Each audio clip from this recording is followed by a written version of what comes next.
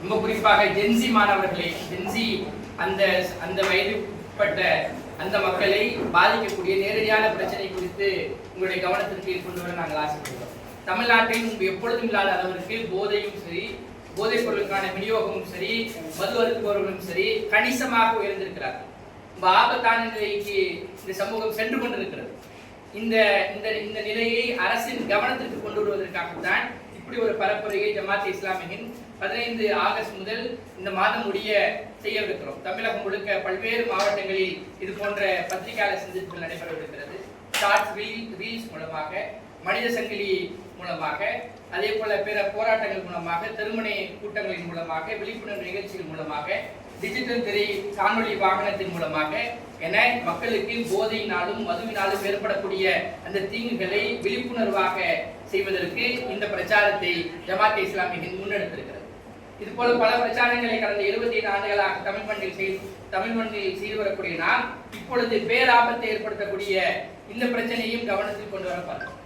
ஏன் ரொம்ப முக்கியமா தேவைப்படுனா, 2 தலைமுறையாக 1971 மது எப்பொழுது இங்கே கணிசமாக திறந்து விடப்பட்டதோ அப்பொழுது இருந்து 2 தலைமுறையாக இந்த பிரச்சனைக்கு மக்கள் பாதிக்கப்பட்டிருக்கிறார். அப்ப 2 தலைமுறை பிரச்சனையை குறித்து நாம் பேச வேண்டியிருக்கிறது. இது ஏதோ ஒரு இயக்கம் செய்ய வேண்டிய வேலை மாத்திரமல்ல, எல்லோரும் சேர்ந்து செய்ய வேண்டிய வேலை. இப்ப எங்களுடைய டார்கெட் என்ன இந்த 15 நாட்களில் அப்படின்னு பார்த்தா 5 லட்சம் வாலண்டியர்ஸிடம் ஆன்லைன் மூலமாக QR கோட் மூலமாக அவருடைய சிக்னேச்சர்கள் பெறப்பட்டு அந்த தரவுகளின் அடிப்படையில் மக்களிடம் பொது கருத்தை உருவாக்குவதற்காக இன்று அரசு டாஸ்மாக் கடைகளை நடத்துவது இது அதனுடைய கொள்கைக்கு முரணானது. நீங்க அந்த துறைக்கு என்ன பேர் வச்சிருக்கீங்க? மதுவிலக்கு துறைன்னு பேர் வச்சிருக்கீங்க. ஆனா மதுவிலக்கு துறைன்னு பேர் வச்சுட்டு டாஸ்மாக் வருமானத்தை குறித்து பேசுறீங்கன்னா இது எத்தனை ஆண்டு காலமாக இந்த பட்டியல் நடக்கிறது? கடந்த 10 வருஷத்துடைய வருவாயுடைய கணக்கிட மட்டும் பார்த்தா 2016ல 25,000 கோடி இருந்தது, இப்பொழுது 55,000 கோடியாக உயர்ந்திருக்கிறது. சுமார் 2 மடங்கு எனது உயர்ந்திருக்கிறது. பரவலாக நீங்க நிறைய ஆய்வறிக்கைகள் இப்படி சொல்லப்படுகிறது, 12 வயசிலிருந்து குழந்தைகள் இதற்கு பாதிக்கப்படுகிறார். உங்கள் வீட்டிலும் சரி, என் வீட்டிலும் சரி அவர்கள் பாதிக்கப்படுகிறார்.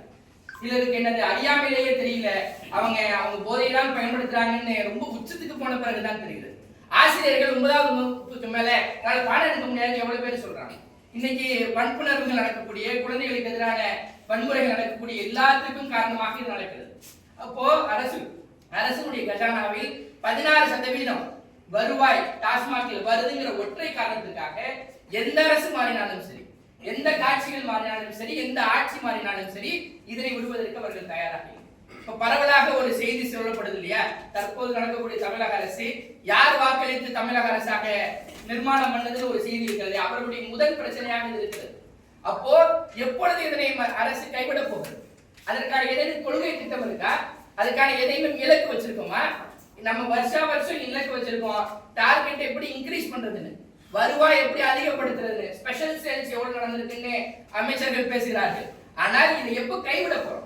2016 தேர்தல் உங்கள் எல்லாருக்கும் தெரிஞ்சிருக்கும். அப்போ பரவலாக இப்படி பேசப்பட்டுச்சு, மது ஒரேடியாக ஒழிக்கப்படும், இல்லை மது படிப்படியாக ஒழிக்கப்படும் அப்படின்னா பேசப்பட்டுச்சு. 10 ஆண்டுகள் ஆயிடுச்சு, ஏதேனும் காட்சி மாற்றம் நடந்துச்சா? அப்போ அரசின் கவனத்துக்கு என்ன சொல்ல விரும்புறோம்? இதற்கு முந்தைய முதல்வர்களும் சரி, இப்பொழுது இருப்பவர்களும் சரி ட்ரக் ஃப்ரீ கேம்பெயின் தமிழ்நாடு நடத்துறாங்க.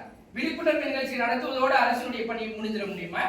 அப்போ ஒரு படி மேலே போய் எப்பொழுது நாம் இதை கைவிட போகிறோம் ஒரு தொலைநோக்கு திட்டம் அரசுக்கு வேண்டும். அதனை அந்த அரசினுடைய கவனத்தை ஈர்ப்பதற்காக இந்த பிரச்சாரம் என்னதை மேற்கொள்ளப்படுகிறது. ரொம்ப நம்மளும் கரெக்டான டைம்ல சட்டமன்றம் நடைபெறுகிறது. இதனை குறித்து கவன ஈர்ப்பு தீர்மானங்கள் கொண்டு வரப்படணும். இது பேசு பொருளாக மாற்றப்படணும். சட்டங்கள் மூலமாக மாத்திரம் இது நிர்ணயிக்க முடியாது எங்களுக்கும் தெரிகிறது. அப்போ மக்களுடைய கருத்து மாற்றப்படணும். பரவலாக இதற்கு எதிரான ஒரு ஒருமித்த கருத்து உருவாக்கப்படணும் என்பதற்காக இந்த பரப்புரை மேற்கொள்ளப்படுகிறது. இதனை ஒட்டி ஏதேனும் செய்தி இருந்துச்சுன்னா நம்ம பேசலாம்.